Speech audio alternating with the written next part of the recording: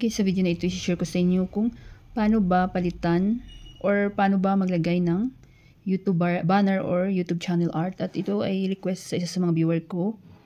So, thank you so much, Heling, sa pag-request nito. At napakadali lang guys. So, kapag hindi pa kayo marunong gumawa guys ng YouTube banner or profile picture ng inyong mga channel, so sinasabi ko lagi na punta kayo sa Canva. So panoorin niyo yung aking tutorial sa aking playlist guys. So dapat may naka-ready na kayong YouTube channel art sa inyong gallery or mobile.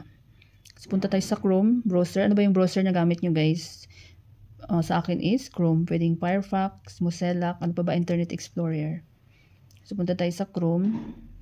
So, nag-search na ako dito kanina guys. So, i-click nyo guys ang www. So, para madiretso kayo sa dashboard. So, i-click nyo to guys. www.youtube.dashboard.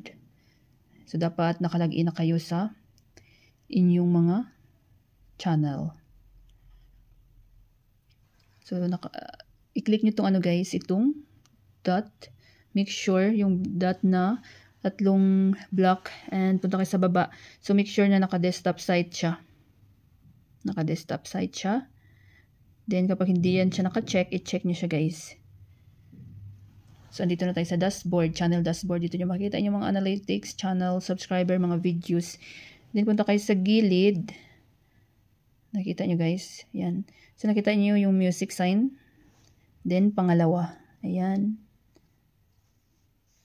So, dito sa channel, customization. So, ayan. Ayan na guys, oh. Banner image. So, di ba kung sa Facebook, cover photo. Kung sa YouTube naman is YouTube banner or pwede siyang YouTube channel art. So, sa akin, mayroon na talaga ako. Napakahalaga na yung inyong mga channel para maging more professional siya guys, di ba? Dapat mayroon kayong lagyan nyo ng YouTube banner ang inyong mga YouTube channel. So, si YouTube, napaka-strict niya sa YouTube banner. So, dapat tama yung size, di ba? Yan. For the best results on all devices, use an image that at least 2048 times 1152 pixels and 6 MB or less. So, para makagawa kayo ng perfect guys na YouTube banner is install nyo ang Canva guys. So, meron akong tutorial yan paano gumawa ng banner sa Canva. So, dapat meron na kayong naka-ready na YouTube banner. So, kapag wala pa ako guys, so nakalagay dyan is upload banner.